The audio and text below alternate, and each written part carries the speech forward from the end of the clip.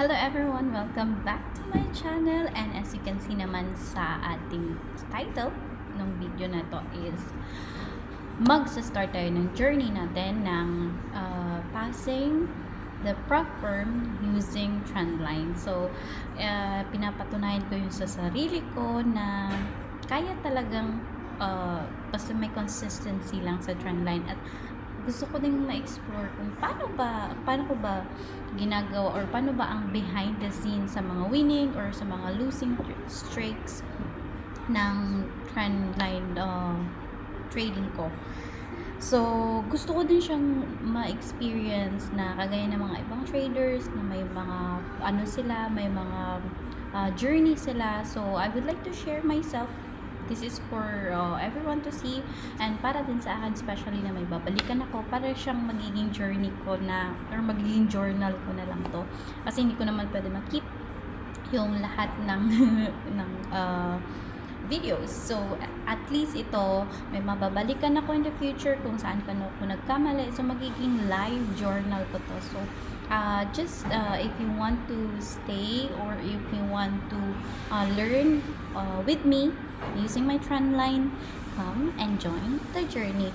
So, for now is today is December 9, 2025, and I have a new location, which is maayos na yung wifi nila, and nandito ako sa isang coffee shop malapit sa bahay ko, and I would like to start fresh in this journey. So I bought a new prop firm challenge, which is, I will show you in a while, this one. So bumili ako nitong bagong prop firm challenge. Yung ginagamit ko is Funded Next, which is I tried before, and maganda naman yung reviews niya, and myself also na nakapag-withdraw na dito is reliable naman siya, at one of the top firm siya sa prop firm. So as you can see here, December 9, 2025. Then, unlimited tong nakuha ko. Stellar yung nakuha ko kasi ang mura niya, which is $32. Nasa 135 something, kasama na yung VAT. Dirhams yung nabayaran ko. So, let's start from the, yung baby lang, yung maliit lang. Kasi, para at least, alam mo yun, para yung journey natin is compounding. Yun yung hinahabol ko talaga. So, this is the dashboard ng prop firm na to. Sobrang easy to, friendly siya. And, yun lang. So, makikita nyo dito yung yung account ko. So, I'm not sure. I have to recheck later kung meron ba akong i-blur dito. Pero ito yung logins is makikita mo yan siya sa email mo, mag-i-email sa yung password, and then unlimited, it means hanggat mapasa ko siya. So para siyang driving na school dito sa Dubai, na unlimited yung pinuha mo, so bahala ka yung mapasa mo, basta hindi mo ma-breach yung account, pwede siya. And then so ito yung pinuha ko of challenges, 2-step challenge. So 2 beses ako dapat so starting balance is 5,000, profit loss 0 pa kasi wala pa, floating loss yung mga na lost ko. So later on in every day, kung may trade ako or wala, mag-update tayo. So trading days for the first challenge, I think makikita naman dito, pupuntahan natin yan. So ito yung daily, punta tayo Farmers Clear. Okay, so ito yung kinuha ko. So, tawag niya is Stellar Light.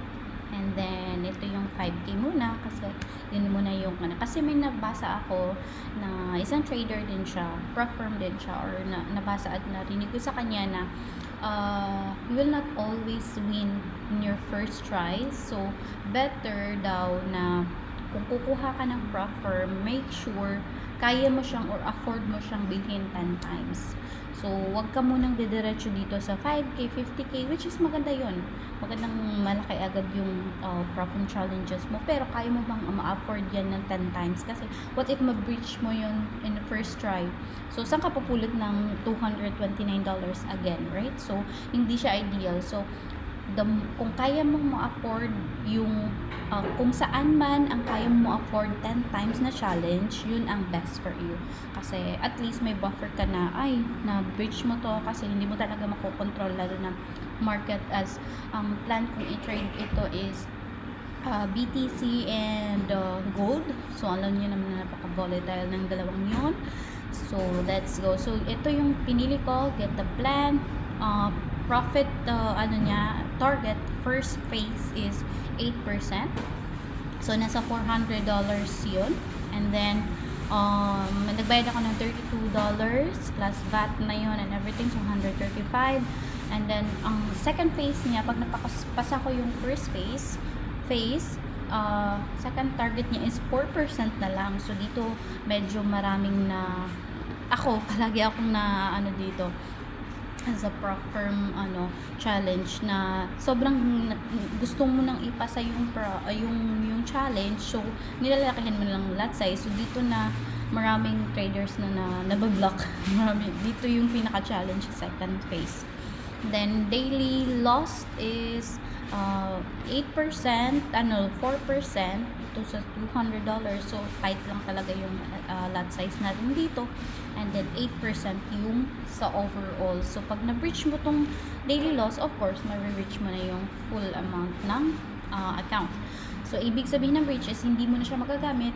Kailangan mo na siyang refresh or bayad ulit or bili ka ng bago ulit. So yun. So ma-freeze na siya. And then news trading is allowed, which is good kasi nandun yung volatility. Then performance reward up to 95%. So example, manalo ako ng kahit anong amount. So 95% akin yun. Ng 5% sa prop firm yun. So ganun yung hatian dito. So basically yung parang gagamitin mo yung pera nila para pang trade. Hiniram ko yung 5K nila para pang trade. Pero nasa stimulation para lang to kasi papasok ko bago nila ako bigyan ng money talaga na papasok sa market. Okay? Pero simulation nasa live market pa rin yan. Parang demo siya, ganun. Then, minimum trading days is 5 days. Kahit nakuha ko na yung target profit na 8% in 1 day or 2 days, kailangan ko pa rin mag-trade ng 5 days kasi yun yung minimum days of trade nila. 21 days ang first withdraw. So, kung mapasa ko na to within 21 days na phase 1, phase 2, so pwede na akong mag-withdraw ng mga profit ko. So, 95% ng magiging profit ko, pwede ko na siyang withdraw. Ang nakaganda din dito is, stellar to, nakaganda din dito is, pag napasa ko na itong prop firm na to, babalik nila sa akin yung $32 na binili ko. So, lahat naman ng challenge nila is babalik nila. So, I have to make sure lang na mapapasa ko yung nito. So, parang reward yun sa sarili ko. Para magiging libre na sa akin yung prop firm. So, may $32 will come back and then mayroon akong 5,000 na gagamitin para pang trade. So, yun. So, yan lang muna yung kinuha natin. Tsaka na tayo ilipat eventually. Pero, ang goal natin is mapasa ang 5%, ang 5K using trendline. And I'm very excited. So, later on, maghahanap ako ng overall, tas ikikwento ko everyday kung ano ba ginawa ko, may trades ba ako, or ano ba pinasok ko. So, magiging journal, live journal ko na to. Hindi lang to makakatulong sa akin na malaki. I have the idea already na it will help me a lot regarding my trading journey, na ito niya magiging sana magiging consistent ako dito at sana maging consistent ako sa pag-a-update sa inyo, and of course for myself as well, kasi meron tayong journal na gagawin for separate for this one. So this is basically separate siya sa mga trades na ginagawa ko aside sa live account ko. Ito treat ko talaga siya ng separate. And let's go and let's check. So, ano yung natin? Pwede natin gawin. Back to dashboard tayo. Ayan. So, ito yung dashboard natin. So, meron tayong max limit lost is 200 and 400 for phase 1. So, pag napasa na to, magre-refresh na din to. And then, dito din makikita nyo yung minimum days. So, for tomorrow, kung makatrade ako today, kung may time pa, currently now, it's 8:32 p.m. in Dubai. So, kung may makikita tayong trade, then at least we will have day 1. But, of course, I am planning na lahat ng trades dito is A+ setup lang talaga kasi para hindi naman natin mabibridge, sayang din yung $32, diba? So ayan, for today so far wala pa naman akong makikita trade.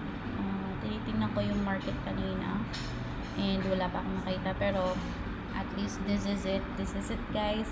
Samahan niyo ako sa journey ko. How magiging title nito is how to pass a proper using trendline strategy. So ayun guys, thank you so much sa support, and I hope na mapasa ko to kasama kayo, and then magbigay lang kayo ng mga tips, especially sa mga nakapasa na sa prof firm dyan, kung how can I deal, or how i-relax ko yung sarili ko, and how can I pass this the prof firm challenge na hindi masyadong magulo, or kung may mga tips kayo dyan, magbigay-bigay naman kayo. Anyways, thank you guys for watching. This is Zai signing off.